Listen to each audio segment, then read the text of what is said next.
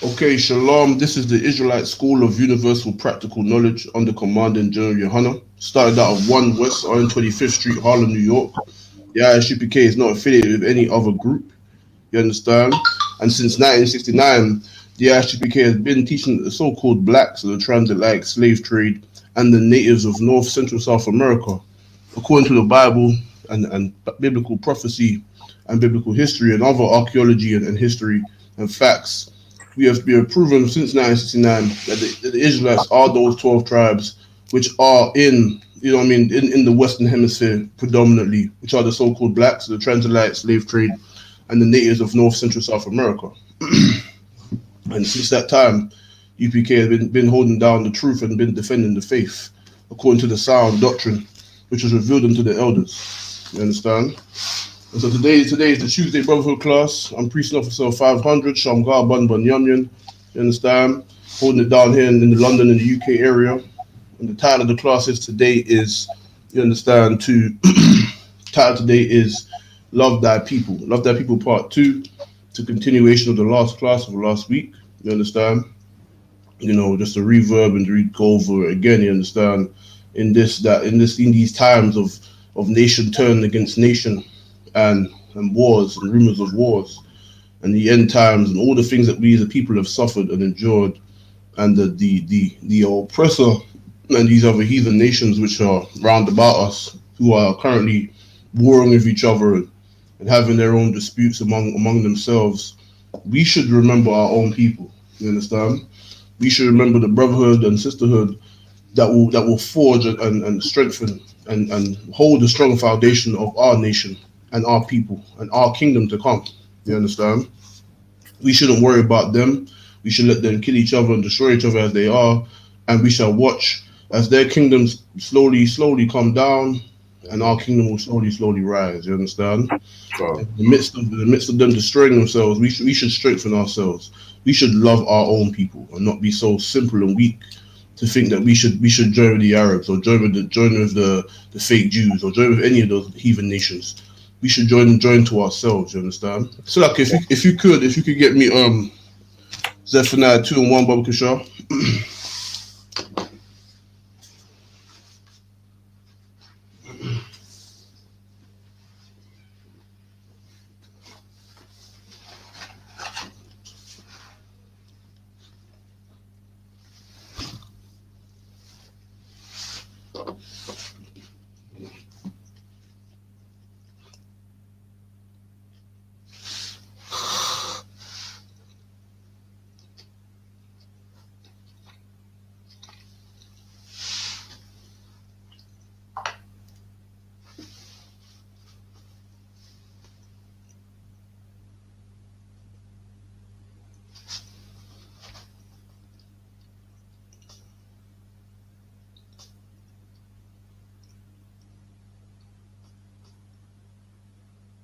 Oh, no sweat. Brothers cut out.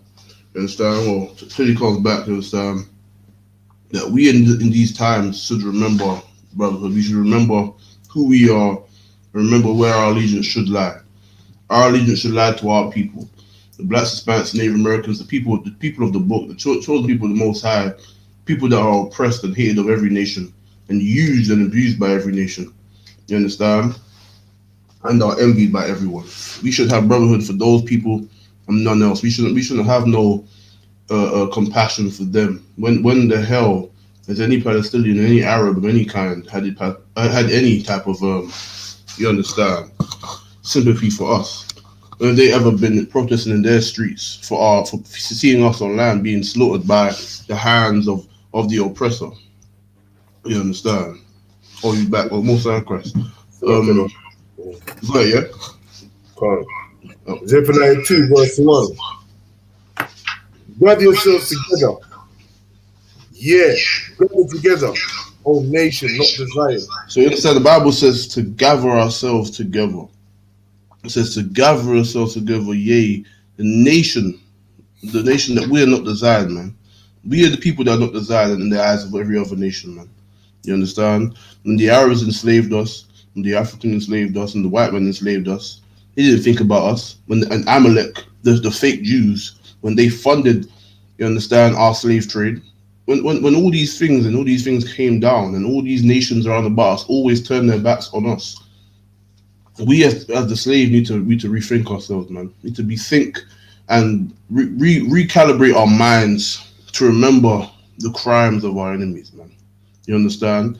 We were sold onto a nations of people who have only oppressed us. And we love to be, at their beck and call. We love to bloody, be so subservient and so weak to them that we always try to go and join their cause and help them when we're the ones suffering the most and we're the ones who don't get that assistance or help. But we have learned to be weak in this place, man. You understand? And that's why the Bible says, read that again, Bob Kishar. Zephaniah 2, verse 1. Gather yourselves together. Yeah, gather together, O nation, not desire. So we have to gather ourselves together among our own people. Not gather ourselves with the heathen, not gather ourselves with no white man, no Asian, no African, and saying that, they're Israelites too. No, we're not just supposed to do that. We're supposed to gather ourselves to the nation, the brothers and sisters that come from the same nation as you, which is a nation that is not desired among any nation. We're the only nation on planet Earth who can go anywhere on the earth and find no compassion for our struggle, even though knowing that everyone knows that we have suffered the most and we are the ones still suffering. Nobody has compassion unto us. They will have compassion unto the fake Jews when Hitler did what he did to them. They'll have compassion to the Palestinians when they're being, going through their time of struggle or whatever. You understand? Whenever we suffer, no one gives us the same energy. You know what I mean? We're not getting that same energy back, and it is a shame and a dishonorable thing to see and witness our brothers and sisters trying to fight for the plight of other nations, of the same nation of people that hate you. You know what I mean? The Bible says to gather yourselves together, O nation not desired. That nation is the Israelites, man. You know what I mean? That's the nation that's not desired. We're not desired among these people, man. So we should gather ourselves together, and we should unify ourselves under that one banner. You understand? We should not be trying to seek the love of a people who hate us. You understand? There's no if, ands, or buts about it, man. It's just simple. You know what I mean? It's very simple, and it's very clear. But when you've been so destroyed mentally, and you've taken up the mindset of a slave, you will never truly understand what it means to be free. Like our King taught us, man. Our King told us that when we receive these laws of the Bible, and when we come back to our heritage, we will be free, man. When we find the truth, we'll be set free. We'll be set free in the minds, man. In our minds, mentally and spiritually, we'll be set free from the bonds of being a slave. That slave mindset. That's what Christ was referring to, man. You understand? That's what our King Yahushua Mashiach was referring to when he said, "The truth shall set you free." The truth, man. The truth of who we are. The truth of the situation in the world that you live in. That's what will set us free, man. Not living in the clouds, trying to love every other nation that hates you. Nah, man. The simple slave, that time of the simple slave will never be free. That slave is destroyed, man. And he does everything in his power to serve his oppressor, some way, form, or fashion. You understand? But us now turning back to that love and finding out who we are. And Slack, actually, if you could give me another precept, actually, if you give me 1 Kings chapter 8 and verse 46, Bob Kishar. Just another precept before we get into the true topic, you understand? And the things that we should be concerned ourselves with. You know what I mean? That's what we should be doing, man. We should be thinking on our own, man. We should thinking for our own, like everybody else does. We should no longer take up the mindset of a slave and still want to be down with everybody else, still loving everyone else. Nah, man. We should be trying to forge our own empire and build up our own communities rather than toiling in the affairs of the oppressors, man, of all these heathen nations that are our enemies. When you get it, yeah? Come on. 1 Kings 8, verse 46. If they sin against thee, for there is no man that sinneth not, and thou be angry with them, and deliver them to the enemy, so that they carry them away captives unto the land of their enemies, far or near. Yet if they shall bethink themselves in the land whither they were carried captives, and repent and make supplication unto thee in the land of them that carried them captives, saying, we have sinned and have done perversely. So to hold it there, you understand? We as a people have been scattered throughout the planet Earth and oppressed under many different empires, you understand? All different nations of people and ethnic groups, you understand? Among all these nations, we've only found oppression throughout history and throughout the times of now. When you really are looking and you're not living in the cloud, when you actually are, waking up and smelling the coffee, you know what I mean? That's when you'll be able to see that these people don't love you. You know what I mean? The Lord said when our forefathers fell from our heritage and fell from the law and the structure that He ordained us to live in and live by, then He gave us up into the hands of our enemies, man. We was besieged under them, and we were scattered into the four corners of the earth to be subservient in their empires. The UK, in America, in all of Europe, you understand? In Africa and in his time, China, Japan in his time, India in his time, you understand? All these nations, man. We have been subservients in all of them. The Bible says that in these last days, children of Israel, the true children of Israel, according to the Bible, not the fake Jews in Israel right now, but according to the Bible, the true children of Israel will be scattered in the lands where they've been scattered into captivity, and they will bethink themselves, meaning to rethink and to reprocess their minds, because they've been destroyed for all these years, and have taken heed unto the vain counsel of the heathen and following their doctrines and philosophies rather than what the Lord gave us. That's why the Lord said the Israelites will have to bethink themselves in the land where we were scattered, man. You understand? That's what we have to do. Where we were scattered as a people, we will have to fulfill prophecy and bethink ourselves. Remember that we are the children of Israel. You understand? Remember what the Lord gave us in our heritage. And remember our crimes that we committed against the Most High Power and return unto Him. You understand? And in doing so, we should remember the fundamentals of all things is brotherhood, man. Brotherhood and sisterhood, that's what we should remember. We should remember the people that are so destroyed and they're so bent on destroying themselves and their own people, that we should remember that those brothers and sisters need love, man, because the Lord chose them. The Lord has His mercy and His patience for those people. And so we should bestow our compassion and our mercy unto those people, and none else, man. You understand? Just like the Most High. So, like, if you can get me, where was we? Matthew chapter 6 and verse 10, Baba Kashar. Now, Matthew chapter 6 is where where Yahushua, our King, told unto the people the Lord's Prayer. You know what I mean? You know what I mean? The other one Palau or the Hebrew. You know what I mean? Now, this is what the Lord's Prayer says, and it is deep, because when you grow up in a Christian church, you don't comprehend what you're reading here, and rightfully so, because the Christian church, the doctrine in the Christian church, was taught by the lies and the misunderstanding of the oppressor, and so with that, you're only going to get the false interpretation and what they want you to be as a slave to dumb you down, and you're not going to understand the full understanding of this Bible. That's why they don't understand it, because they're not the children of Israel, and it wasn't given unto them. You understand? When you read the Lord's Prayer, it is very specific in what it says. Slap, when you got it, yeah? Matthew 6, verse 9. After this manner, therefore pray ye, Our Father, which art in heaven, hallowed be thy name.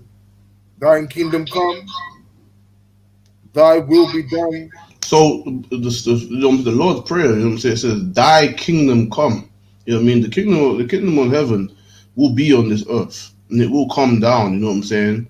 It's not going to be, we're not going to go somewhere else. The kingdom of heaven will be on the earth. You know what I mean? The rulers and the governments that we see today will no longer stand. They will fall, all of them. Right. And those people will be subservient to our King, His great kingdom. You understand? And our people.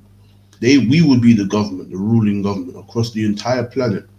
You know what I mean? That's why it says, "Thy kingdom come, thy will be done." Read on, Bob Kasha.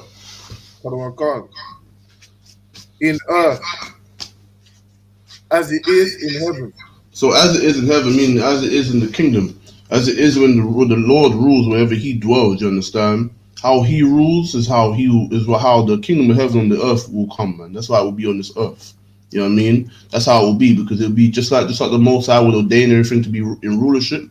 How He would have the laws and the statutes that was given unto the children of Israel. That will be the law of the earth. You know what I'm saying? Every nation, every single nation and kindred of the earth will have to be subservient to that and face the judgments of that law. You understand? That's how it will be done. Not like today where you got all these unclean, vile things being promoted in the society. It would not be that way. You know what I mean? Read on, Brother Shaw. Verse 11. Give us this day our daily bread. So, you know what I mean? The prayer is saying, give us this day our daily bread. You know what I mean? Our daily bread, our food. You know what I mean? The prayer for that we have food on our tables. You know what I mean? Read on.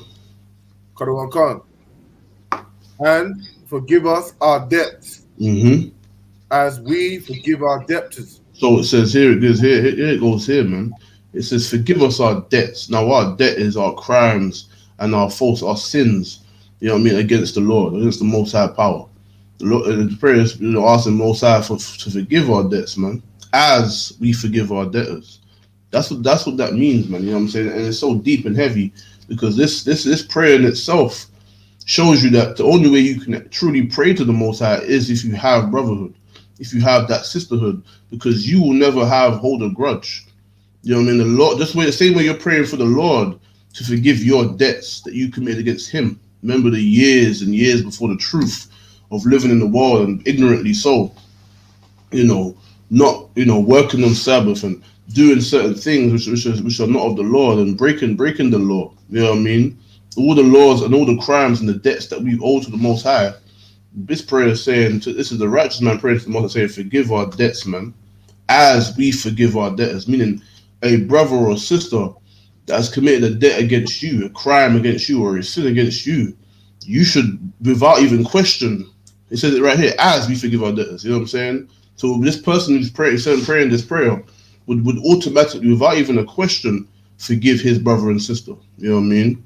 That's the way the Lord set it up. That's the way things are. Is that the Lord will have it that, listen, man, there's no way you can be asking the Most High for forgiveness for any damn thing, but meanwhile you can't forgive your brothers and sisters who are only ignorant as you and destroyed as you in this wicked place. You know what I mean? That's something that we must understand. And when prayers are made, there are things in them that are very specific. As Blacks, Hispanics, and Native Americans, these are the things we should be concerned about. These things of having this brotherhood and this unity among ourselves, this is what we should be concerned with, man.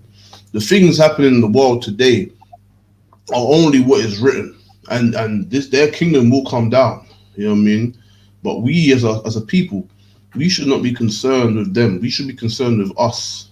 And in this current state of affairs of nation coming against nation, you know what I mean? We should be unifying with our nation. We should be strengthening our nation in the midst of that, not destroying ourselves and being weak and simple.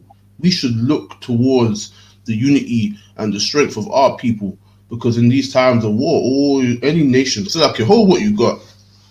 And if you could get me Isaiah 13 and 14, Bob Kishar.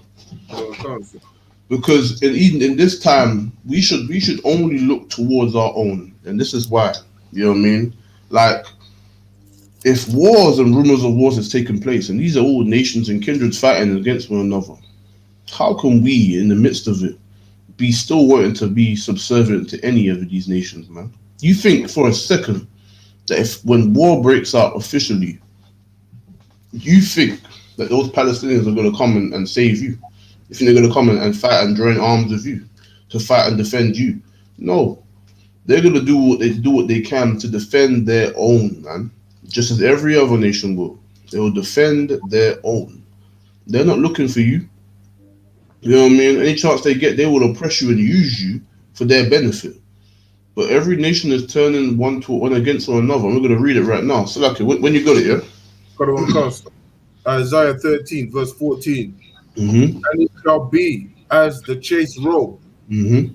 and as a sheep that no man taketh up. Go ahead. They shall every man turn to his own people. There you go, man. Read on. And flee every one into his own land. Mm-hmm. Go ahead. Everyone that is found shall be thrust through, and everyone that is joined unto them shall fall by the sword. So there you go, man. Prophecy says that every nation, every man, every tribe of people will turn to their own, man, and go to their own land. And anyone that is joined unto them will be thrust through, be put down by the sword, man. You know what I mean? The AK-47, nuclear missiles, you name it, whatever it may be, you'll be put down. You understand? Because this is not the time of loving everybody and being weak and retarded. This is the time of being sensible and understanding where you stand on this planet Earth. You know what I mean? There's no unity in nations. That's a myth and a lie. There are empires which formed with different nations among them, but there is always a structure within empires. There's always a structure within the Roman Empire. There are many nations of people, our own, that was in their empire, but yet there was a ranking structure. There was the Italians, the Edomites, the Caucasians, the Romans, who are above everyone, and then there was the other races of people that were subservient in their empire and paying taxes towards them. That's how things work. And throughout the history, throughout the years, we have been subservient to many empires and many nations of people. We have never been the ones to truly take charge, apart from the times of old. You know what I mean? And this is the thing, because we want to love them. They don't love us. They want to use us as they should. They want to use us and take their place and love their own nation. Because they understand that when it comes down to it, they're looking for their own, man. They're not coming looking for you. You know what I mean? They're not looking about you. You know what I mean? And that's the reality that Christianity will not allow you to grasp. Christianity will not allow you to grasp that reality that every nation will turn against one another. And there is no, melting pot. Melting pot is not of the Most High. Christians are simple as hell because you know why? The Bible clearly depicts what the Most High thinks of nations joining with nations. That's why in Genesis, in the Tower of Babel, all nations coming together, the Lord destroyed that. You know what I mean? That's why when the Lord created anything, he divided the nations, all of their inheritance. And that's why even in this prophecy right here, that's why that's being fulfilled, because these are the things that must be fulfilled, because when the kingdom of heaven comes, it will be an empire again. But it will be the children of Israel in the higher rule under their king. You understand? And these other nations will be at the bottom, subservient to us. That's how it will go. And that's the reality of the world. Throughout history, that's always been the way. With whatever empire it may be, that's always been the way. And this is the thing. When you read the Bible, that's how it is in the Bible too. Because the Bible is not no fairy tale book. The Bible ain't no mystical BS. No, the Bible is a historical record of the children of Israel and future prophecy of things to come and things that have been. This is our guidance. This is our records. And it's for too long, it's been in the hands of unclean, vile beasts of the field, which are these heathens. But this is the time now. We must understand that with all these things going on in the world, we should look to love our own, man. We should look to have our compassion for the brothers and sisters from the same peoples as us, and left them others alone, and let them do their own thing. You know what I mean? So like it though, if you go back to Matthew Wabkasha.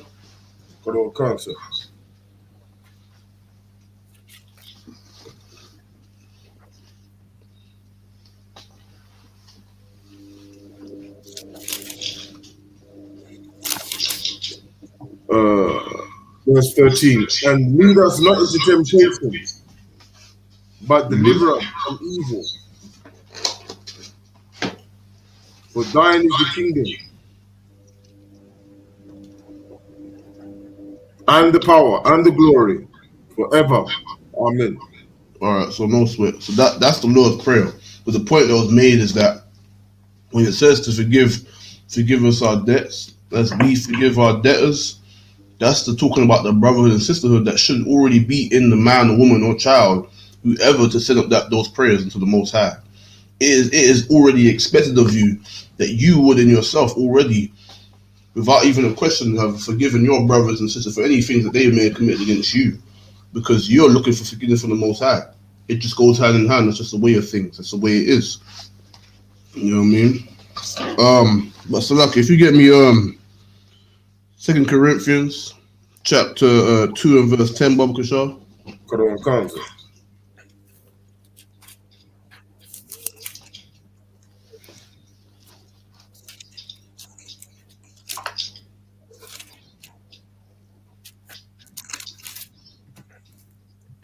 Second Corinthians 2, verse 10. To whom ye forgive anything, I forgive also. There you go, man. To whom you forgive anything, meaning to your brothers and sisters, to your people, the Most High will forgive also, man. He will forgive you. He will return. He will understand as an order. And the person that, if you can't forgive your own people, your hypocrisy is too real. Because if you can't forgive your own brothers for minor foolishness, the Lord, how can then you expect the Most High to expect you for the crimes that you have committed against Him? God. You know what I mean? That's just the way it goes. So I'm saying, read on Bokasha. Khan. For if I forgave anything, to whom I forgave it, for your sakes forgave I it, in the person of Christ. So there you go, man. So for the same sake of forgiving it, man. You understand? For your same sake, for you, because you wanted mercy from the Lord. You wanted that grace to restore yourself into righteousness. You didn't want to be put to death. But listen, you couldn't bestow that same compassion and brotherhood to your sisters and brothers, so like your brothers and sisters, you know what I mean? You couldn't bestow that level of compassion and that love to your own people, but you want to give your love to these heathens, man. Forget them, man. This is what the Lord is saying, man. The Lord is only speaking to the children of Israel here, man. You understand? Read on Bokasha. Khan.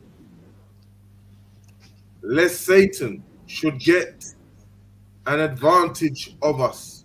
There you go, man. Satan will get an advantage of us because you didn't want to forgive your brother, you want to be a hypocrite.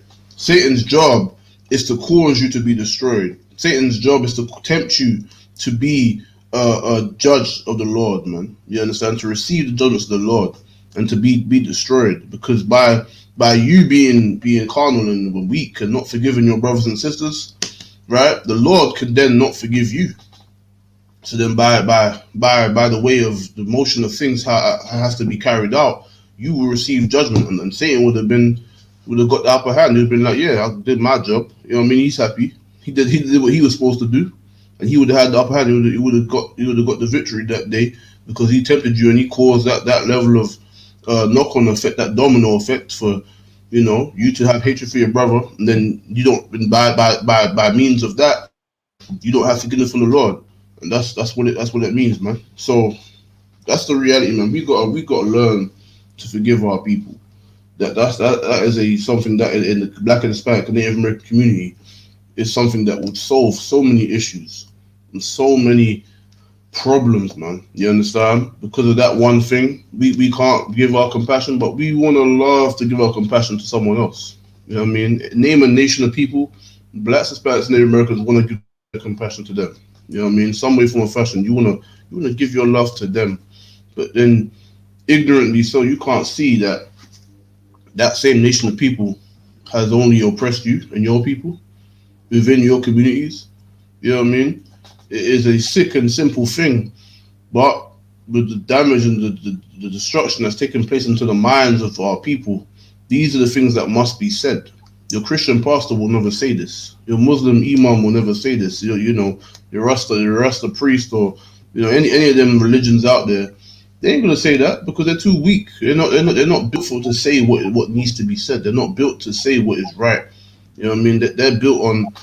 They don't have any backbone. They don't have any integrity. So they'll just do anything to make you feel good, so that you can put money in their pockets, and that's it. Just so they can eat while you suffer and kill yourselves and destroy yourself. You know what I mean? And he don't have a conscience because he's too weak to stand for his own damn self anyway. He don't give a damn. And that's a simple slave that has only oppressed our community in itself because he hates his people. And he has not learned to forgive his brothers and sisters. Well, this is the same thing here.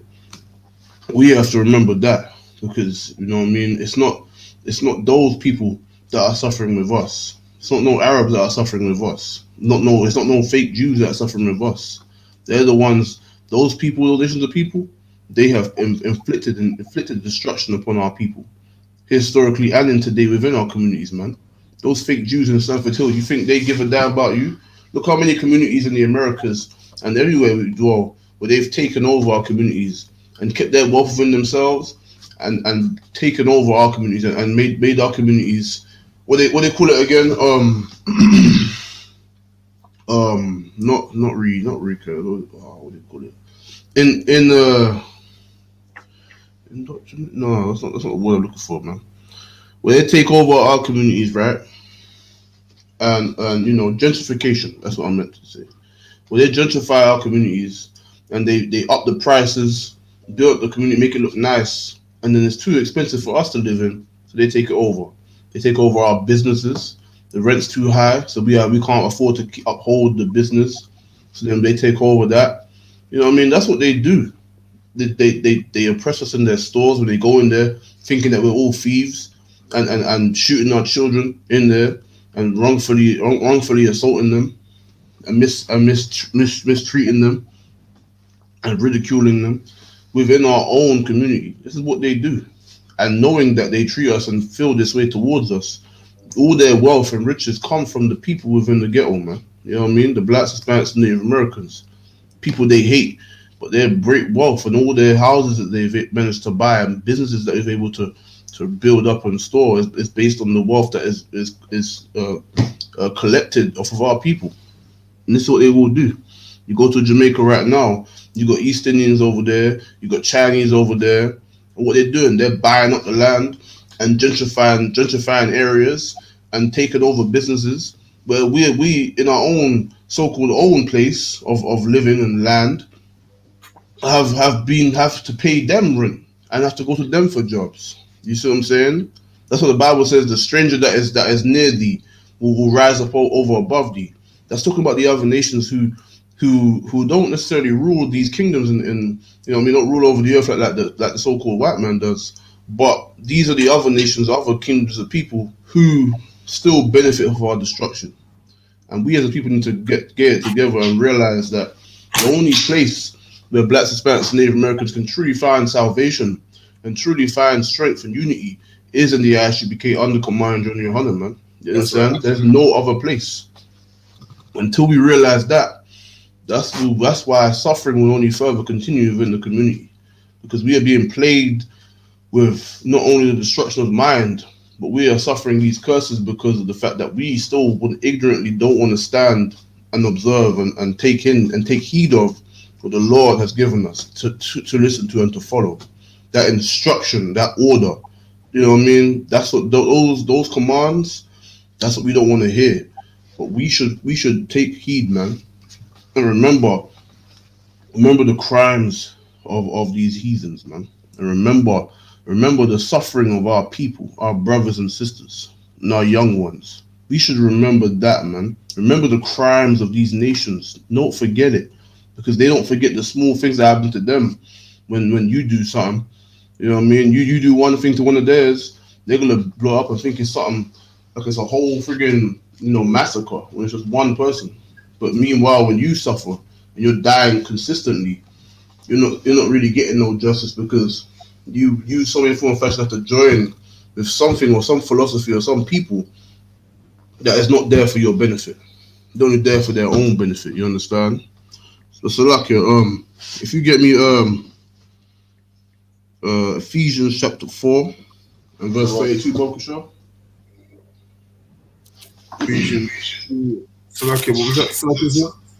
Ephesians chapter 4 and verse 32. Hold on, come. Ephesians 2, 30. Is it 22, sir? Ephesians chapter 4 and verse 32. Salakia. 32. Ephesians 4, verse 32. And be ye kind one to another, tender-hearted, forgiving one another. So we should be kind one to another, man. Tender-hearted, meaning not being a bitch, like for my language, not being soft and pathetic, but having that compassion, man. Having that same compassion and concern you show for these heathens, that's what you should show for your brothers, man. That's what it's saying. That same concern and that same drive and zeal you have to love the heathen nations, which I still can't understand, but there you go. You know what I mean? All of that, listen, that's what you should show for your brothers, man. You should show that compassion and that drive to help them, man. Help your brothers and sisters in the community, man. And suffer with them, man. Suffer for the things that they deal with and they go through, man. Their ways, man. Their destructive, self-destructive ways that they have about them. Suffer that, man. You have to suffer that because they're all you got. That's all you got, man. That's your family. You understand? All of the ways that we have among ourselves and the bad attributes that we've learned in this place, we should suffer that thing, man. We should have that drive and compassion and forgive them, man. Forgive our brothers and sisters whom we come from. You understand? Read on. So Salakia the one. Go ahead. Tender-hearted in the dictionary. Can I just give you the similars to it? No, we talk about that. We talk about that. Though. Yeah, read about it, sure. No. Forgiving one another, even as God, for Christ's sake, have forgiven you. So there you go, man. Even as the Most High, for our King's sake, because our King, what did he do, man? Our King Yahushua Mashiach, or Yahushua Christ, he died so that we can have the chance to do what? To reform ourselves and repent, man. Our King died and suffered the torment of the Romans, you understand? So that we, because for that sacrifice that he made, we were now able to now come back, man. We are now able to come back and change our ways and reform ourselves, man. You understand? We are now able to do that. And that's why through our King, you understand, the Most High forgave us. And that's how we should forgive our brothers, man. That's how we should be kind unto our brothers. And we should only look to try to help them one way form of fashion as we can. You understand? That's why. Because the Most High sent our King to do the same for us, man. And he forgave us, so we should be damn sure should forgive our brothers. That's right. Read on Bokasha. That's the end of that other one. Okay, no sweat. If you get me Colossians chapter 3 and verse 13, Bokasha. For the one card. Oh yeah. Colossians 3, say that for the one. Was that 32? 22? 3 verse 13. For the one card. Colossians 3, verse 13. Forbearing one another. And forgiving one another. There you go. Read on. For the one card. If any man have a quarrel against any, even as Christ forgave you also, Salakia, so also do ye. Right. So even as the same way our King forgave us, we should forgive our brothers, man. You know what I mean? We should forbear one another. You know what I mean? Meaning suffer the things that may be of offense. Suffer the small things that may be of something. But there's a protocol and a way to deal with these things, man. But above all things, we should forgive them because our King forgave us as a nation of people. Our King forgave us in our rebellion and in our weakness. He forgave us, man. In our disdain and our dishonor, the Lord forgave us. And he did not have to, but he did. And so we should remember that always, man. Remember the suffering that he endured under the hands of those heathens and those foolish and fake, false leaders of our people at that time. The same false, weak, cowardly leaders that we face and we find today in the Christian churches and fake Israelite groups alike. Those are the same, weak and no backbone leaders that would love to, get up close to the governments of our enemies and be of great renown in this kingdom. And then they betray their own people. Those same people who killed our King and had him at the torment. You know what I mean? So in all things, you should forgive our brothers and sisters. So I can read on. And above all these things, put on charity, which is a bond of perfectness. Go ahead. Kadawan Khan. And let the peace of God rule in your hearts. So there you go, man. Let the peace of the Most High rule in our hearts, meaning our minds, man. We should always, in our minds, look to have peace among our own people. The only war we should be looking about is for the heathen, man, because they damn sure deserve it. War is of the Most High, and war is nothing. There's nothing wrong with war. Only a simple hippie Christian would think there's something wrong with it. But those who know the Bible understand the Lord is a man of war, man. You understand? And there will be a time for retribution. There will be a time for these heathen nations to suffer at the hands and take and face the judgment of their crimes. You understand? And that war is coming. They will destroy each other in this war that's coming, and then soon after that they will receive something. So just remember that in all things. But among our nation, among our people, we should look about peace, man. You should only look about peace among our brothers and sisters. Read on. Kadawan Khan.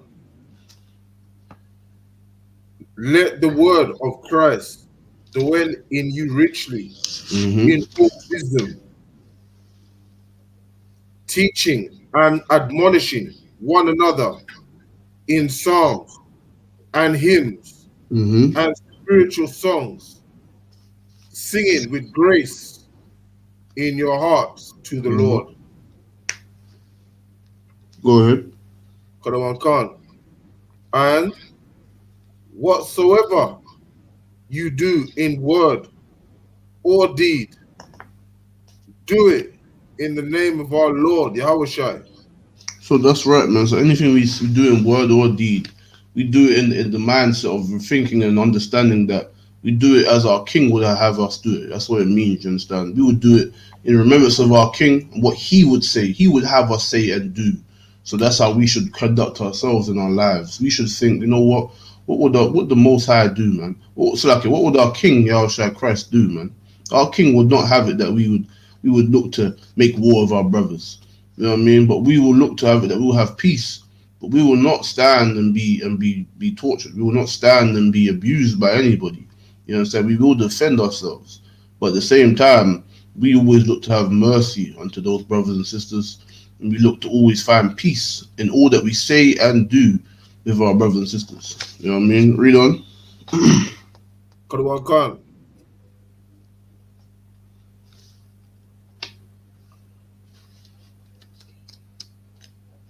Giving thanks unto Yahweh and the Father by him. So Lucky is going into wives now. Submit yourself. Okay, no sweat. So now if you drop that, yeah, and you get me, where is it? Yeah, so like if you drop that, yeah, and you get, what was that, Colossians, right? Come. Alright, no, so if you get me Luke 23 and verse 34, one for sure. Come. 23, 34. Luke 23, verse 34. Then said Yahawashi, Father, forgive them, for they know not what they do. So in this, we have to understand that, you know what I mean, the Most High said to forgive our brothers. They don't know what they do. Well, he's referring to the religious leaders at that time. He's referring to the rebellious people among our nation who sided with the Romans and who wanted to orchestrate the torture and the torment of our king. You know what I'm saying? Who turned against him and wanted to, you know, be subservient under the Romans and didn't want to follow his ways.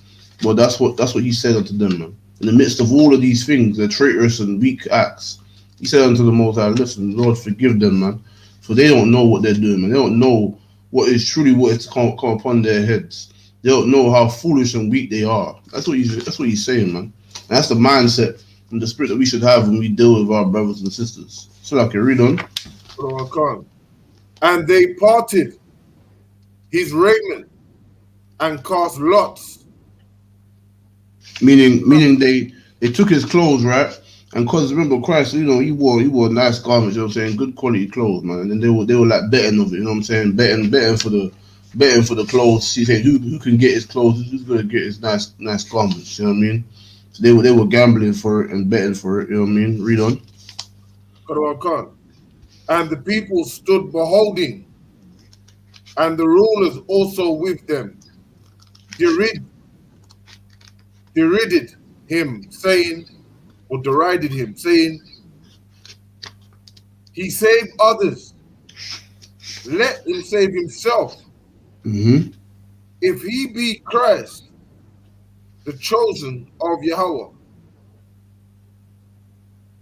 So now they're mocking our king, and saying if he be the Christ, if he be the anointed one, the chosen of the Lord, he should be able to save his damn self. That's basically what they're saying, making their mockery. You know what I mean? Read on.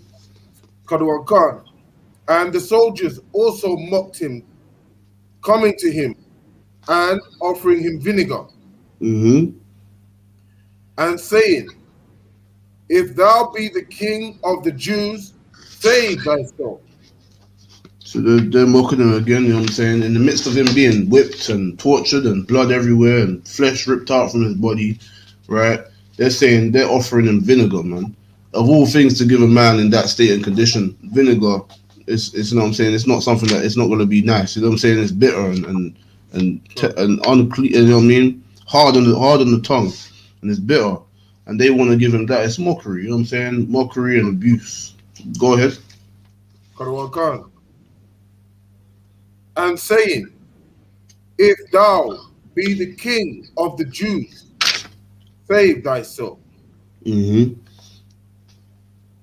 And a superscription also was written over him in letters of Greek and Latin and Hebrew.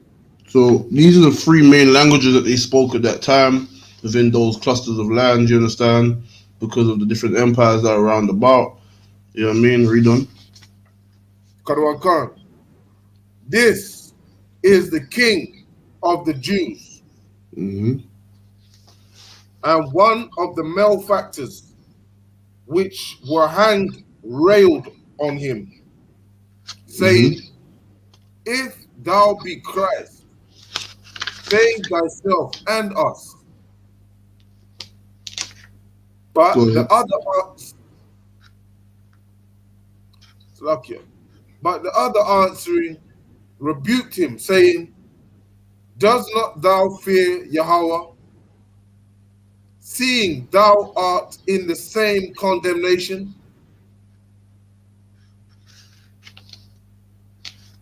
And we indeed justly, for we receive the due reward of our deeds.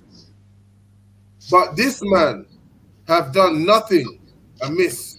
So what the man's saying is that there was another brother, right, another cross, right? Just to understand that the cross was one of the main uh choices of torment from the Roman Empire. They did to every empire that they conquered, everyone that was caused an enemy of Rome. That's what they used to do to them. They used to crucify them. You understand? And so these men that were actually guilty of crimes, you understand, dishonorable crimes or crimes of all kinds of means, you understand? These men understood that, listen, man, we here, you know what I mean, we're actually criminals. We actually, earned our place here. You know what I'm saying? That we actually deserve to be here and suffering. But this man here, Yahushua, he did nothing, man. He is a righteous man. He did not deserve this, man. You understand? He did not deserve this torment. You know what I mean? Read on. And he said unto Yahushua, Lord, remember me when thou comest into thy kingdom. Mm-hmm. And Yahushua said unto him, verily I say unto thee, today shalt thou be with me in paradise. So there you go, man. This man that was there with him and understood who he was and acknowledged him, we will receive great mercy, and he will be with our King in paradise, man. He will be in the kingdom of heaven to come, and we rule over the planet Earth, man. That's what he's referring to, man. You understand? He ain't referring to being in the clouds in the sky and floating around like a ghost. He ain't talking about that. He talking about when the kingdom is to come, and when we are to rule over these vile nations. This man will be beside our king also, man. He'll be there also. You know what I mean? Um, read on.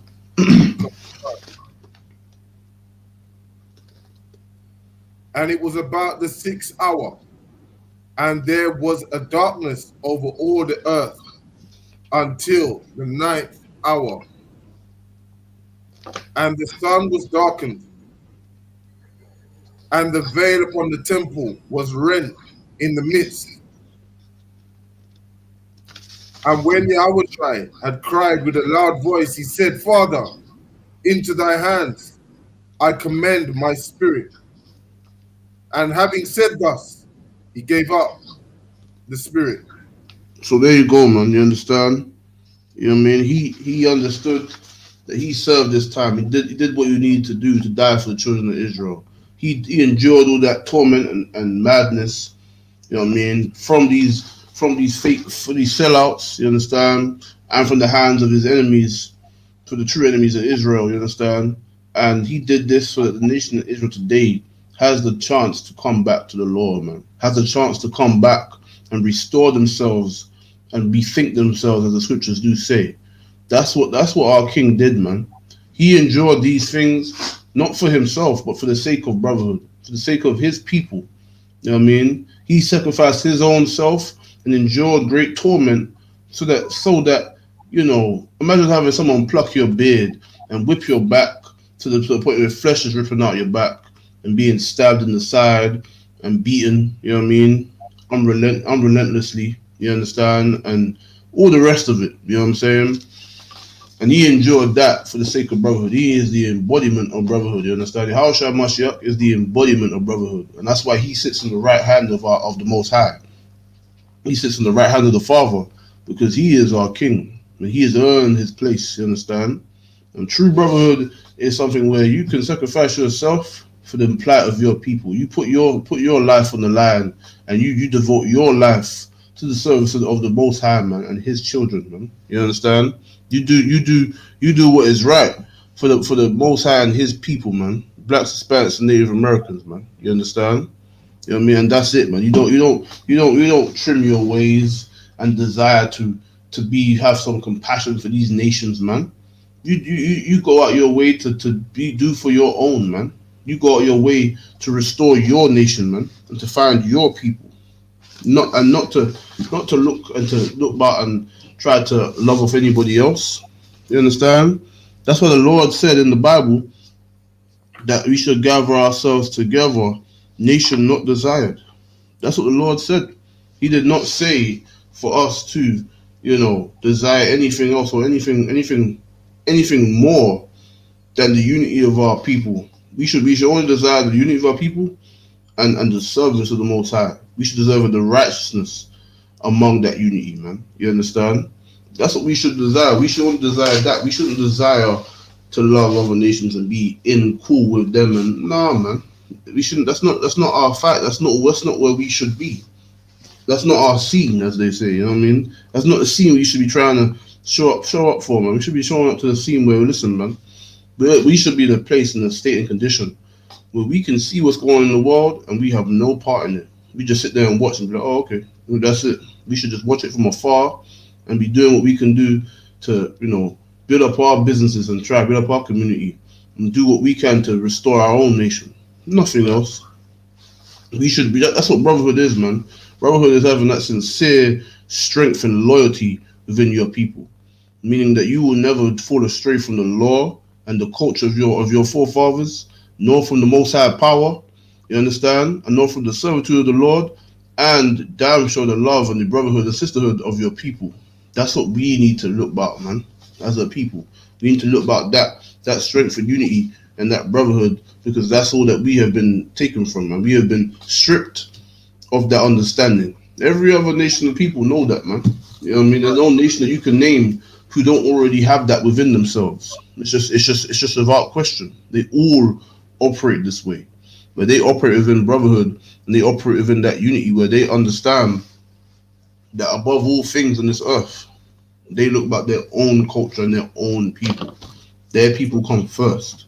That's right. But we have lost that. We have forsaken that basic understanding of things.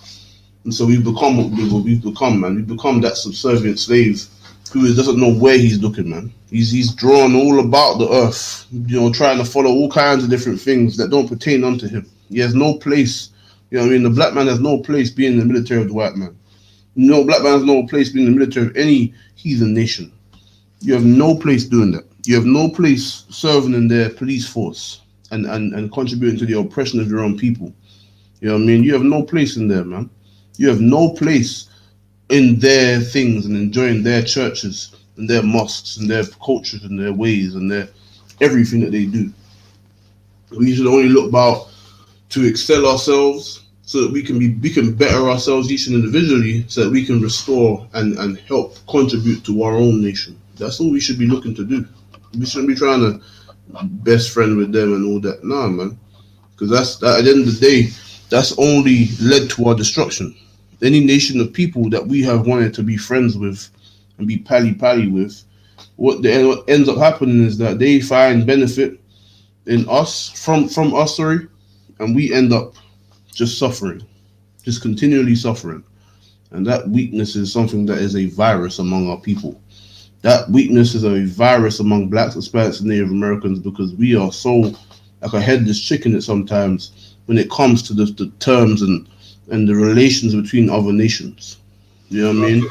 Okay. We want so badly to love them, but we so quick and so eager to destroy ourselves, man. And that is the problem. That is the issue. You know what I mean? And that's what holds our nation back. That's what will hold us back, man. Because of that slave mentality. But we can't be as our king and look at how he did and what he suffered and went through and why he did so.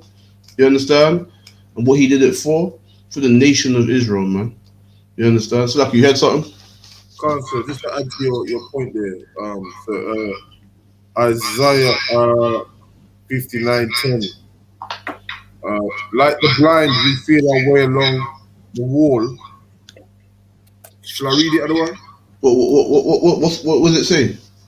It says, Isaiah 59:10 says, we grope for the wall like the blind, and we grope as if we had no eyes. Mm-hmm. We stumble at noonday as in the night. There you go, We man. are in desolate places as dead men. There you go. That's how we are as a nation of people. That's a heavy precept. You understand? I mean that is exactly how we are as a nation of people. We stumble as if we are blind. Blind like in Deuteronomy it says we grow up like the blind at noon because you know what I mean at noon the sun is at its highest point in the sky. It's the brightest time. But because of our mental state, we are too blind to see what is going on before us in the world. We think it's all about this and all about that, but everybody else can see that that's not what's going on. But we are so blind to think that it's about these vain things about you know what I mean, getting foolishness, man. We can't see the greater picture of things. We think about the carnal, weak things that don't really benefit us as a people. When every other nation don't think like you, they don't think like, oh, how can I better myself and do this and do that? When time comes to it, they always think about their own nation. But we, being the blind, like the precept just said, groping at the wall and we can't see with snow. You know you're blind and you can't see anything and you're stumbling. You walk into a bloody wall and you're walking over, tripping over, falling over. That's how we are. You know what I mean? We all over the place, want to be in everybody's culture, everybody's religion, but we don't want to. We want to forsake our own. That's the problem, man. Because we have been stricken with that blindness. We're blind to see that what is so clear in our faces, we will deny. You know what I mean? We will deny the blatant truth. And the blatant truth is that all the vanity of the Christian church and the Muslim mosque and all the rest of it, all of that has only contributed to our further destruction. That's what we're blind to see. We're blind to see that we don't benefit from conforming to their ways and their beliefs. We're blind to see those things. You understand? Any more on that? Let us say. Okay, no sweat. Okay, if you can get me Matthew chapter 5 and verse let me see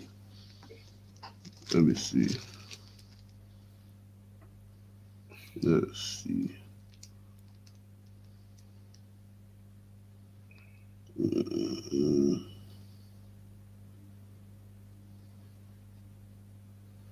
Yeah, give me 5 and 43, Bob Kishar.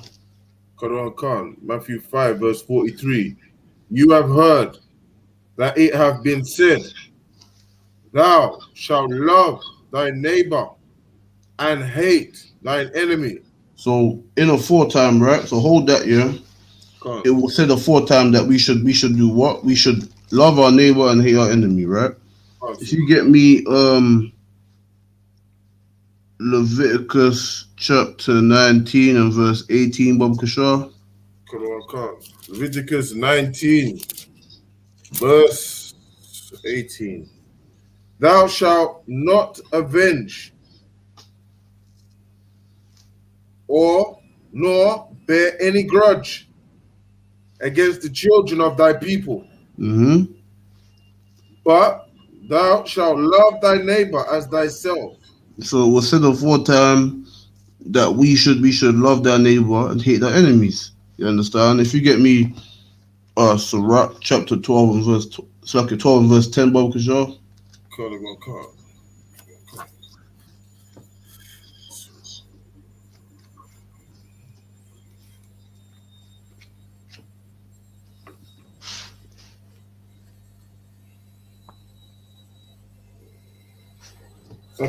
Sirach 10, Salakidawan.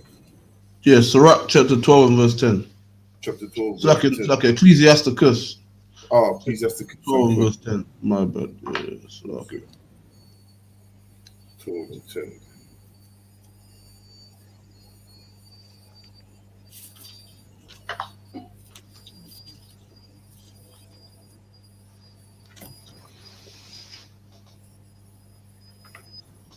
Ecclesiasticus 12, verse 10. Mm-hmm. Never trust thy enemy, Mm-hmm. for like as iron rusteth, so is his wickedness. So understanding this, right? The Bible in Leviticus, right, like we just read, is talking about the neighbor, the children of thy people, that we should love them, man. We should not bear a grudge against them, right? But understanding that this enemy here that it's referring to is referring to the enemy of our nation. We're not to trust the enemy, man. We're not to trust our enemies, man. The Bible says that we was sold unto our enemies when we was put on slave ships, man.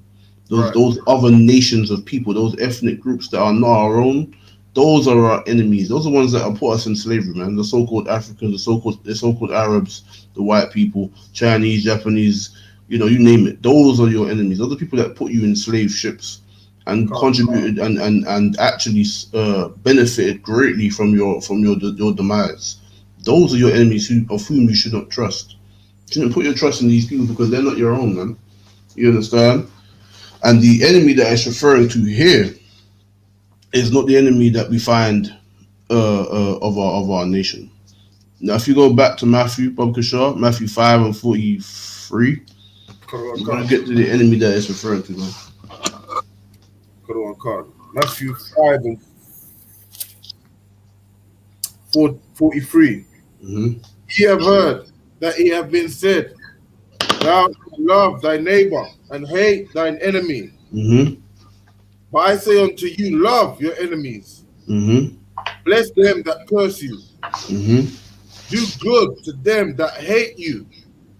Good. And pray for them which despitefully use you. So this is so. Go ahead. Finish it. And persecute you. So there you go, man. So when we just read before, right? In what was it? Luke? No, Luke. Right, Luke 23. We read about our King saying to forgive them because they don't know what they do when he was suffering the torment. He was referring to the brothers and sisters, the leaders of the religious leaders of the religious leaders of that time, also the brothers and sisters that followed them, who were adamant about the Romans torturing our king. That's what he was referring to, man. Those are the ones that became his enemy. Those are the ones that he said to forgive. You know what I mean? When we go back to Leviticus 19, it's saying the same thing. We don't bear a grudge against the children of Israel. We don't bear a grudge against the neighbors, the children of thy people. You know what I mean? That's what we don't do. We don't bear a grudge and seek vengeance against them. We don't seek to avenge. That's what the scriptures say. That's why I said Dar said that's a 4 time. The enemy that it's referring to, because why? When it says about hating the enemy, right? When before time, right? If a man killed you, it's like if a man, so I'll put this. If a man, right? If he, for example, if he killed your son, right? You would go and kill him. You would literally go in and kill him. You know what I'm saying? But in this time now, when Christ is here, that's just not the way. You know what I mean? We don't operate like that now. You know what I'm saying? Like we don't go and take it out of our way to go and kill him now. But there is a judgment that he has to face. Yes, but we don't go and just kill him because that's not the way. You understand? There's not a lawful bound. You know what I'm saying, to kill him like that because he's been given the same mercy and grace that you have, and he has a chance to come back and redeem himself. We don't. You know what I mean? That's why we don't mean. That's why adulterers today, they don't get put to death the same way because they have been given that mercy that our King died so that we could have. You understand? That same mercy and compassion.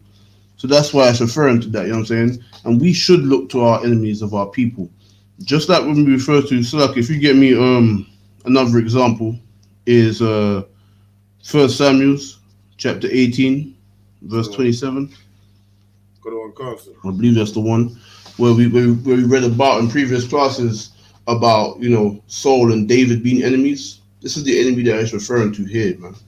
The same enemy where he's enemy of your nation. He is a brother or a sister that has become your enemy, and there is a way to deal with that. You understand? And he does not. You know what I mean? Christ, our King, does not say to hate and kill your brothers and sisters, but he says to forgive them and try to reform them. You understand? But read that, Okasha. First Samuel 18, 24. And 27.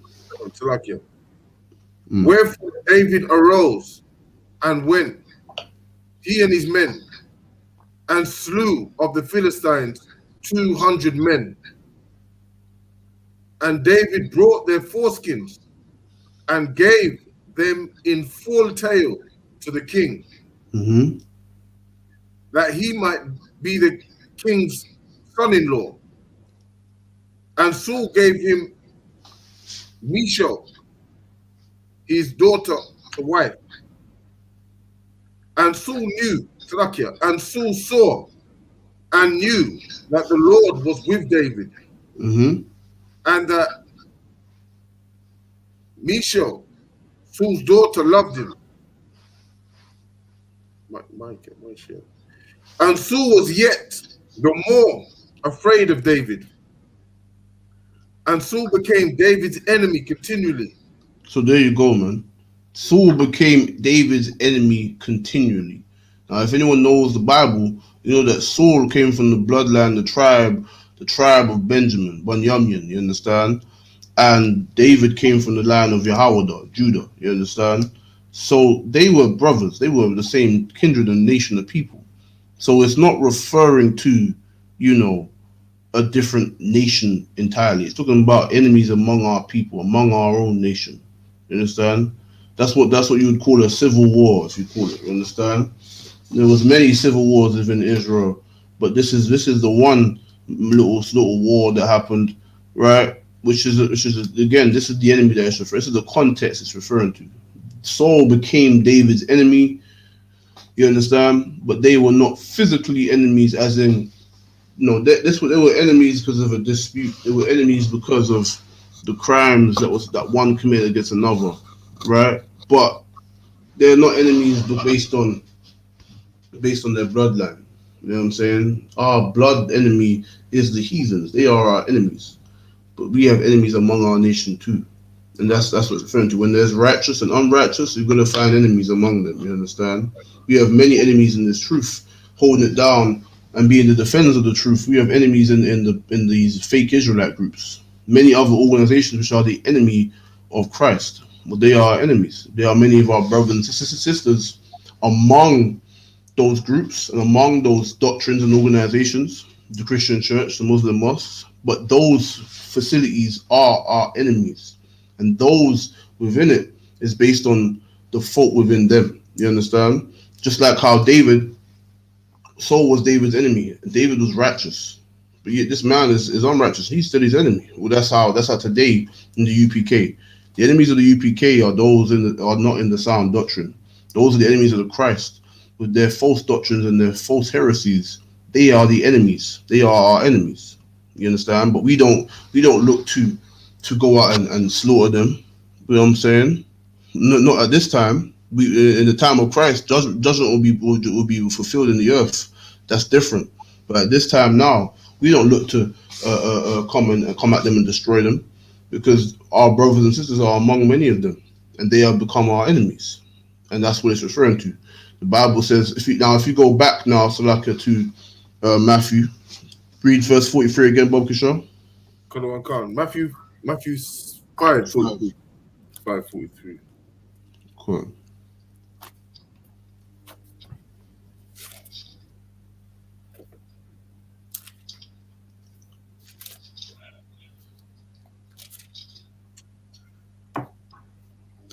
Matthew 5, verse 43.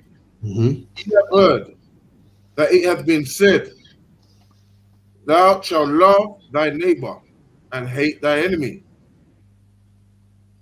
But I say unto you, love your enemies, bless them that curse you, do good to them that hate you, and pray for them which despitefully use you and persecute you. So there you go, man. That's what David did. He prayed for them that despitefully used him and persecuted him, man. Who persecuted David?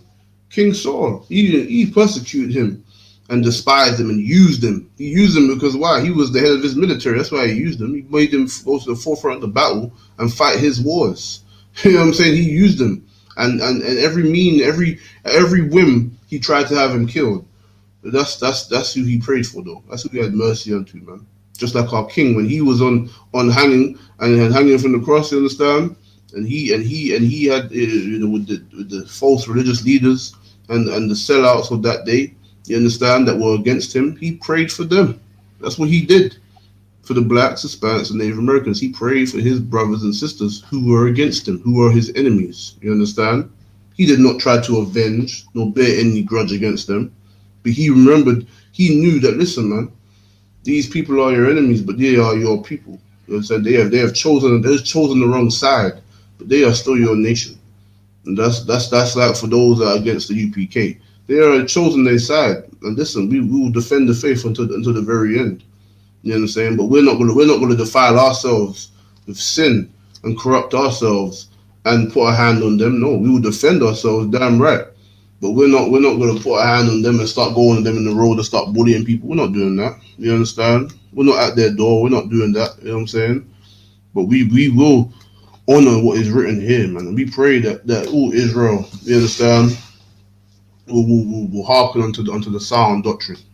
But we just know by prophecy that many will not. Many will stand against what is right, just like they did in the time of our king. You understand? They'll form their own little groups and their own little heresies and forsake the Most High and their own people.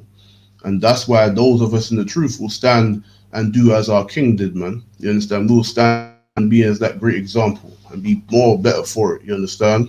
I think that's it on that. Yeah. Okay, read on from verse 45, Bokasha. Khan. That ye may be the children of your Father which is in heaven. Mm-hmm. For he maketh the sun to rise on the evil Mm-hmm.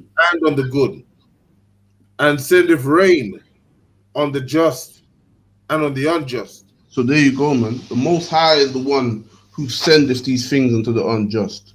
You understand? The Lord is the one who sends these things on the earth. You understand? The Lord is the one who ordains all these things to happen and all these things to take place, because the Lord is the one who wants to stir things up on this earth. You understand? And if you read from the top, so like in verse 45, I kind of missed it, that top bit. What's it? Khan. That ye may be the children of your Father which is in heaven.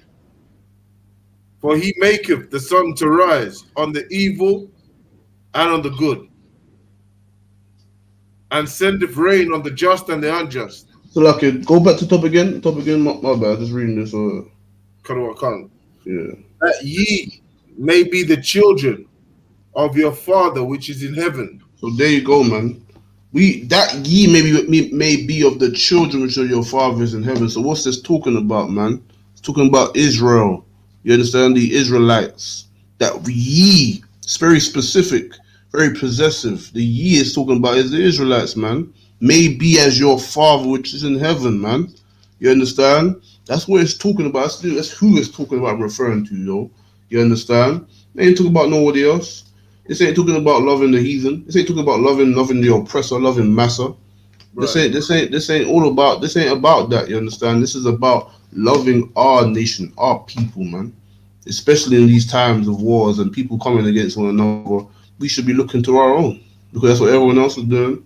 You understand? I'm trying to be save massa and try to be everybody's friend. Listen, man, you're gonna get yourself, destroyed. You know what I mean? You get yourself messed up in this place trying to love everybody and be a simple slave. No, man. We should strive for that love and that unity among our people, and righteously so. There is only one banner. You understand? Everybody has been given the orders to come back. You know what I'm saying? Everybody been given the orders to unify themselves under that one banner, which is in the I.S.U.P.K. You understand? Right. Anything else is just a foolish heresy, which is let our people down the drain further. But the only place where you can truly find unity is in the UPK, man, under the sound doctrine that the Lord gave us in these times. You understand? Anything else has all been proven to be lies and falsehoods and heresies.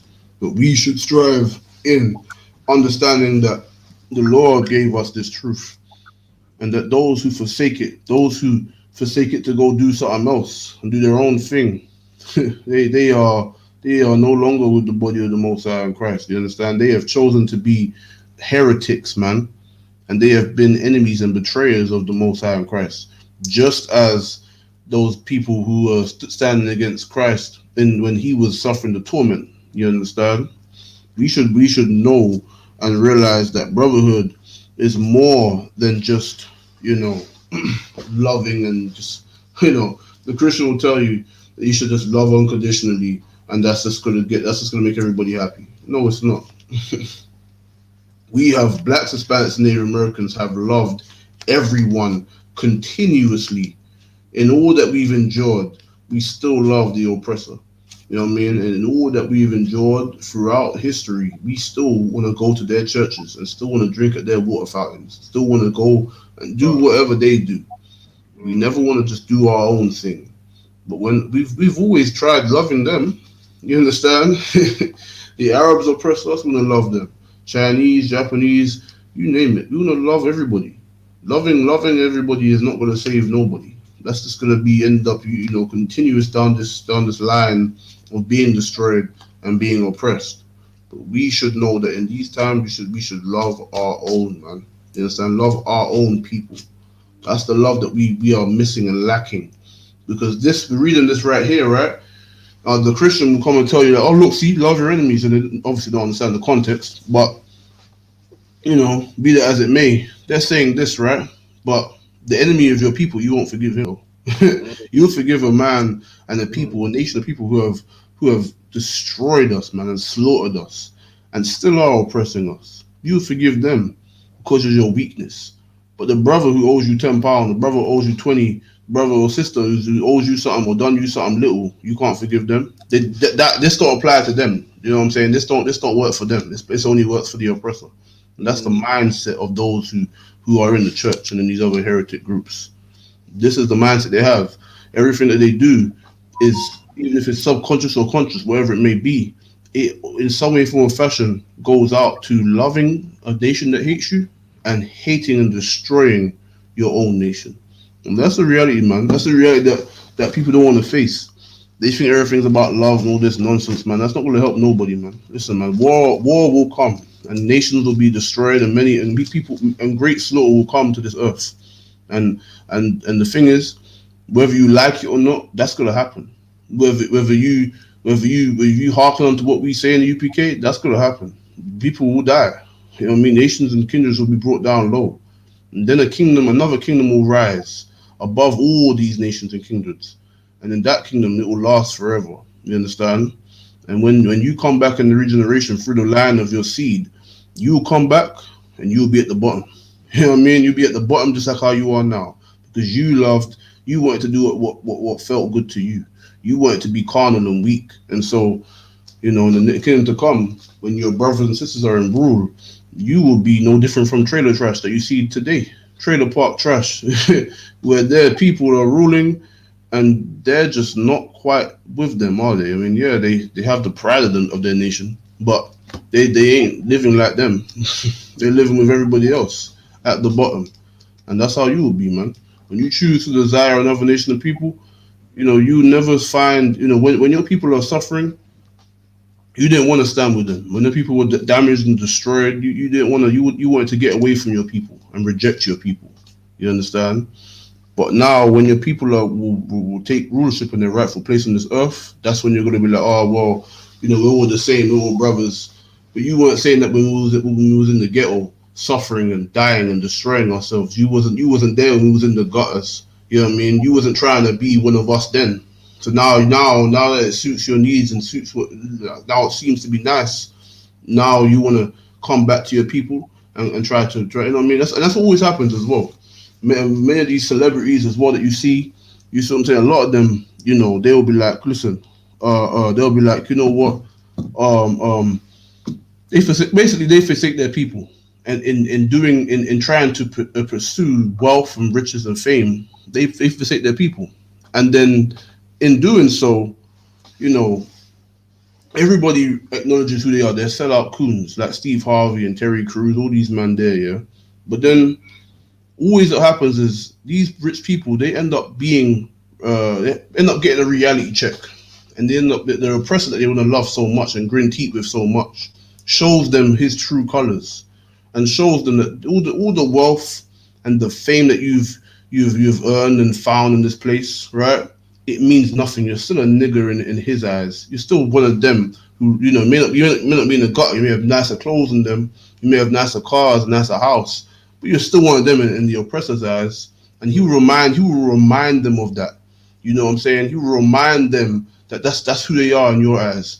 No matter how much you want to be weak and bend over backwards and be effeminate to suit the needs and to be that good image in the oppressor's eyes.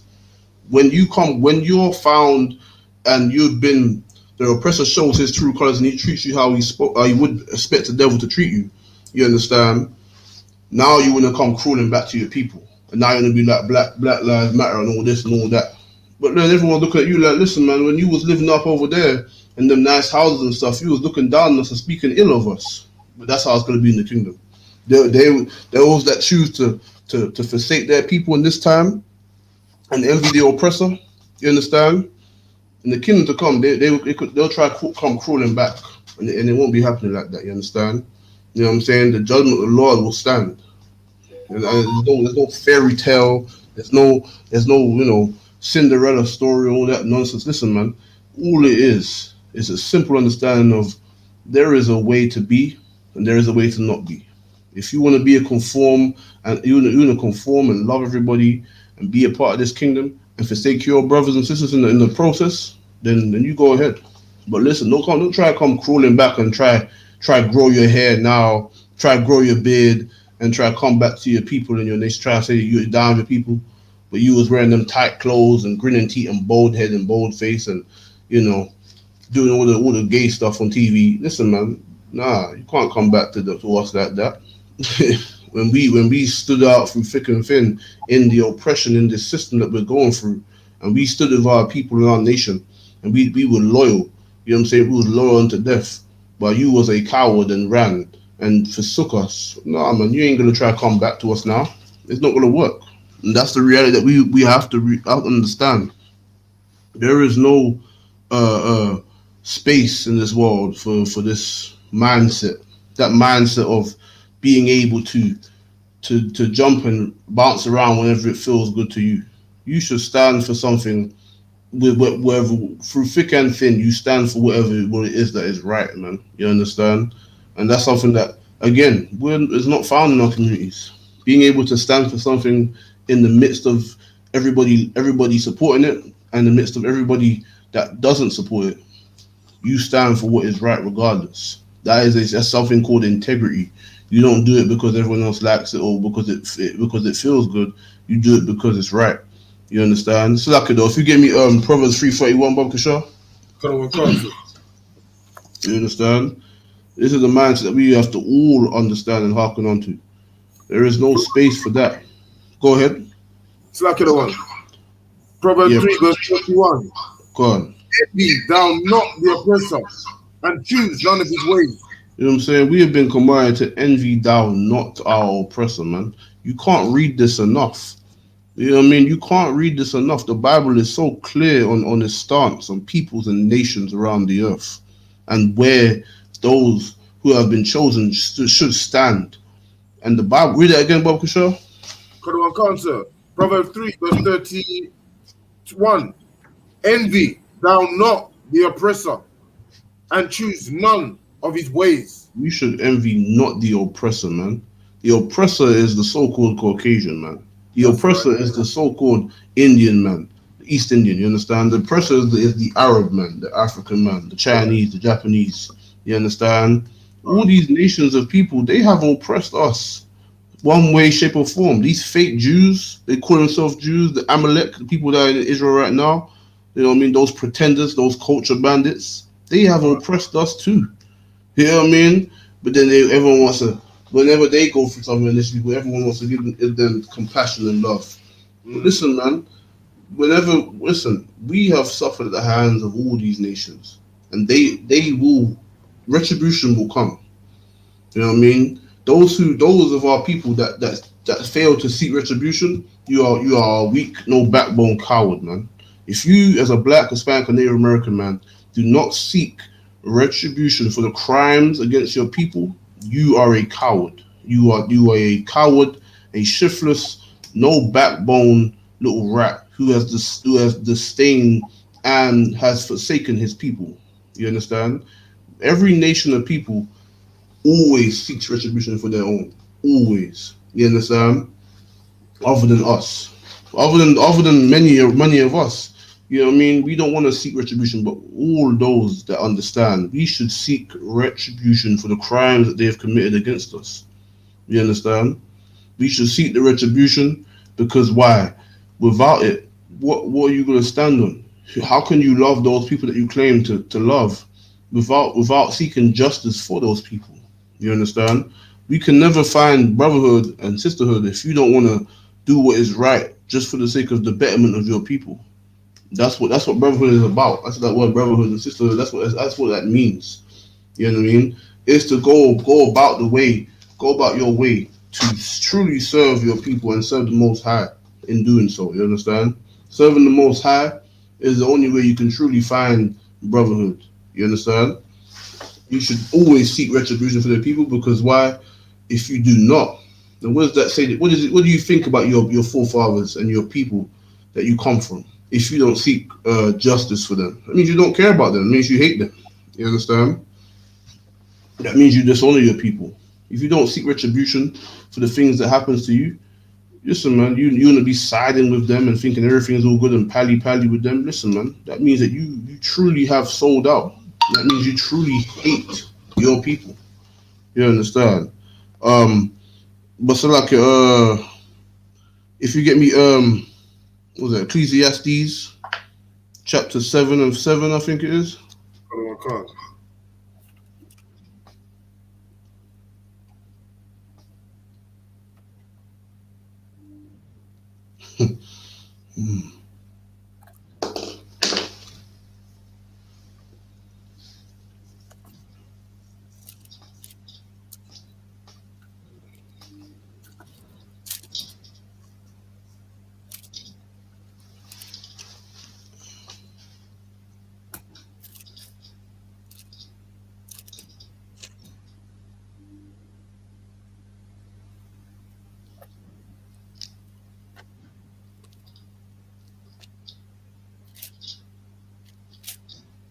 Ecclesiastes 7 verse 7. Mm-hmm. Surely oppression maketh a wise man mad. So the Bible says, surely, you understand? Surely oppression, the suffering of your people and your nation, you understand? Surely that would make a wise man mad. You understand? If you are not mad and are not seeking the retribution for your people, you are not wise, man. You're a simpleton. You love oppression and you love your oppressor. Then what's the point of even living? What kind of life is that to live? You know what I mean? Run around the church with a bow tie and gritting teeth and just being pathetic and weak. You know what I mean? That's no life to live for any respectable individual. You know what I mean? The Bible says, surely oppression maketh a wise man mad. You know what I mean? Not mad and without order and control and discipline, no. But mad in the understanding that, listen, man, you want your justice. That's what that means. Not mad as in you're gonna pull up to every heathen's house and start, blazing and just spraying guns. And no, that's not what it's referring to. You know what I mean? Because remember, this madman is wise. This wisdom, this madness is with wisdom. This anger is of wisdom. This anger is of discipline. You understand? And this anger knows when the time is right, it will be. You know what I mean? When the orders is given, he will draw his sword or pull up or cock his gun or whatever. You know what I'm saying? Whatever weapon it is at the time, he knows that this madman is no fool. You understand? This madman knows when there is a time that he will find retribution, and there is a time to draw swords, and there's a time to reenact that justice. But it's not this time. You understand? But generally, anyway, you understand, those who do not have that spirit, listen, man, you are not wise. You are anything but wise. You understand? You're a disgrace. You should be a great shame, and you are a great shame to your people if this is not in you. So read on. One concept. And a gift destroyeth the heart. You know what I'm saying? The gift. You know what gift destroyed the heart of the black man and the Hispanic man, Native American man? Is Christianity, man. You understand? When we was suffering the torment, and our forefathers are enduring what we endured as a people, and going through what we've been going through, and being slaughtered and abused and all the rest of it. The gift they gave us was Christianity, man. That little way out, you know what I'm saying? So when we die, we float in the clouds and everything's A-okay. That's the gift. That gift was the politics of this world, thinking that you can vote and voting will help you pursue something in this one and better yourself. When meanwhile you look back to the 50s and the 40s or whenever we was able to vote, right? And what has it done for blacks, Hispanics, and Native Americans? Nothing. But that's a gift that destroyed your heart, destroyed your mind. You know what I mean? That Christianity, that loving everybody has destroyed your mind so that now you don't seek retribution, but now you seek only to serve your oppressor. And in doing so, you end up destroying your own brothers and sisters. That's the gift that destroyed the minds of our people, man. You understand?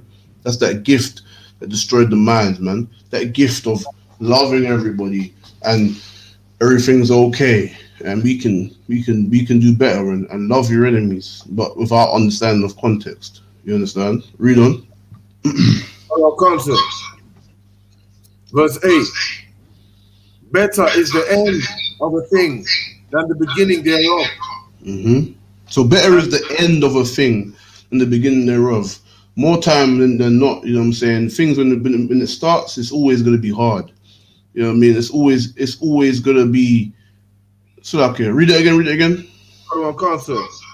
Better is the end of a thing than the beginning thereof. So there you go. Like I was saying, you know what I'm saying? Like when anything begins or a process begins, it's always gonna be hard. It's always gonna be the oppression. It's always be even if let's for example starting a business, right? Let's just say for example, it's gonna be hard because you ain't got the money to do what you ain't at that level where you're making all this money, and you have to struggle and find people, and you have to build up your business. You know what I'm saying? If you get contracts, you have to do this, you have to do that. It's going to be hard. Everything that starts is going to be hard. The things that we endure, the years and years in this captivity, has always been harder than it is at the end. But read on. But the end is what? But Salakia. Better is the end of a thing than the beginning thereof. Mm-hmm. And the patient in spirit is better than the proud in there spirit. You go. Those that are patient and disciplined enough to endure all that we've enjoyed in this place. And instead of just doing like everybody else and oh this is suffering and they're going through it, and instead of just being like oh you know what, throwing in the towel and just being like you know what, it's too hard and I can't deal with it, so I'm just gonna conform and maybe it might be better for me. I'm gonna conform to this society and be a sellout and be a coon and do what's better for myself because I'm too weak to stand and go through what is hard and it's hard to deal with. You know what I'm saying? It's hard to be separate from everybody else. It's hard to you know what I mean. It's not nice to not have to be everybody's accepted and loving you. You know what I mean? Now everyone's against you. Everyone's different from you. Everyone believes something different from you. You stand out, and everybody's against you. You know what I'm saying? That's why it's like I.S.U.P.K versus everybody else. Everybody's against us, and it is a battle of it is a life of warfare. But for those who are weak, they can't do it. It's too hard for them. They want to be loved by everybody and caressed by everyone, and everybody has to give them kisses. They can't live a life of rough and tough and warfare. They have to be accepted by everybody. You understand? Because they don't have that patience. They don't have that strength what it takes to actually endure until the time of rulership. That's the end that it's referring to. That time of our retribution that we'll find and our rule over this earth and our control over these nations, that's the time of the end. That's when we will truly understand, and all that time we've endured will all have been worth it. All that we've enjoyed in this place will all been worth it, man. You understand? Because that's the patience, man. The patient man is the one who will stand at the last end. He's the one who will benefit at the last end. You understand? Right. The one who's not patient and thinks he can just you don't have to wait for nothing, just go grab it and go get it now or whatever, and don't have no patience to know when the time is. You know what I'm saying? Then he will not really he will not do so great. He won't do so well. He won't do very great because of the fact that the patient man knows that listen, man, there's a time that we will be able to draw swords against these devils, man. There is a time when we can truly find the justice that we so deserve. But that time is not now. You know what I mean? That time is not now. We should know now that this is the time to be loving our people and building them up, man, and trying to strengthen our fundamentals as a people. That's what we should be doing. That's the time now. But not this time is not the time for us to, forsake and be too weak to stand through tribulation and trials and go through warfare and deal with all the things that we have to endure. This is not the time now to be so frivolous like a fairy and be just so weak to just conform to this society and do what everyone else is doing. Nah, man. This is the time to be strong and be that patient man that will in the last end receive, receive that great reward. You know what I mean? Read on. Verse 9. Be not hasty in thy spirit to be angry, for anger resteth in the bosom of fools. So there you go, man. You know what I'm saying? Now, being angry is not a crime, nor is it a sin. Having the emotion of anger is not, is not against the law of the Bible. But when it's saying this, it's just speaking of what comes with anger. With anger in the world, it's a thing of there's no thought process. It's just impulse. It's whatever feels good at the time to relieve that anger. You understand? Right. But that's the same thing with patience. Patience will require you to have discipline. And discipline will not allow you, because we have anger. As a people, as a nation, we have anger. We damn sure should have anger because we should be the ones that are we have been suffering for all this time. You understand? We damn sure should have every right to be angry. But we should not enact the actions that come with it because we should be patient and we should be disciplined for the time when we can really truly exercise that anger and truly inflict the judgment upon these heathens. But that is not now. You understand? The time now is for true understanding and true discipline, and understand that we should love our own, man. And with that, that's the Brotherhood class. I'm gonna pass the class over to Triple Haki and Corrupt with the announcements.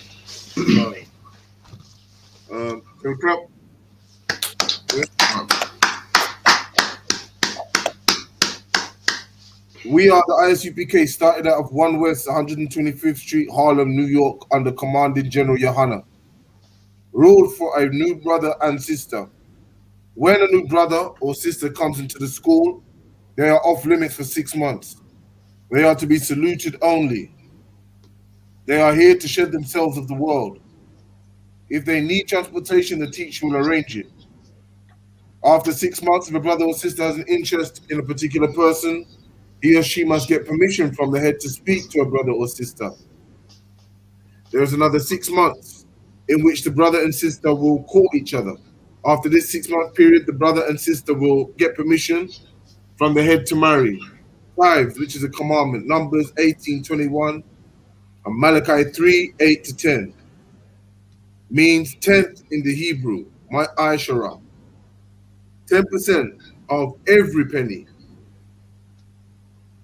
of any increase the Lord gives you, give to the Treasury Department or teacher. A priest fund, free will offering for the priest, not mandatory, whatsoever amount you would like. Upcoming holy convocations, 21st of June, which is next month. Salaki the one. The Pentecost.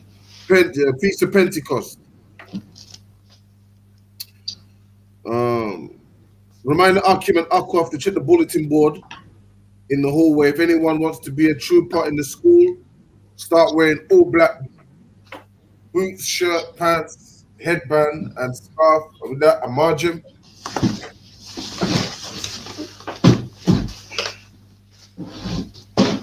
The Lord's Prayer in the Hebrew.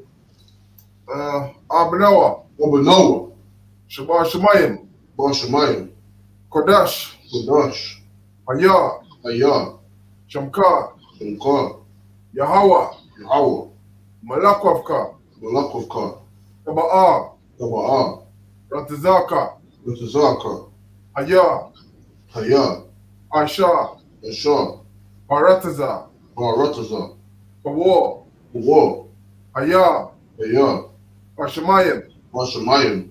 Atandanawa. Thundanawa. Bakam. Bakam. Kalyawam. Halyawam. Wasalakanawa. Wasalakanawa. Kabawatanawa. Hawathanawa. Kasalakanawa. Hasalakanawa. Kawabathanawa. Hawathanawa. Wala'a. Wala'a. Taba'aywana. Tabi'a Ainawa. Banasayawan. Bonasayawan. Abol. Abal. Awashainawa. Onshainawa. Mayan. Bayan. Rai. Rai. Kaya. Kaya. Laka. Laka. Amalakwath. Amalakwath. Wala'ala. Baha'ala. Wahatapareth. Alphapareth. The Iwalamium. Iwalamium.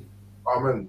Amen. And in the English, our Father, Our Father, which art in heaven, God in heaven, hallowed be thy name. hallowed be thy name. Thy kingdom come. Thy kingdom come. Thy will be done. And will be done In earth. in earth As it is in heaven. as it is in heaven. Give us this day Give us this day our daily bread. our daily bread. Forgive us our debts, Forgive us our debts, as we forgive our debtors. as we forgive our debtors. And lead us not And lead us not into temptation, into temptation, but deliver us but deliver us from evil. from evil. Thine is the kingdom, Thine is the kingdom, and the power, and the power, and the glory, and the glory, ever. forever. So be it. So be it.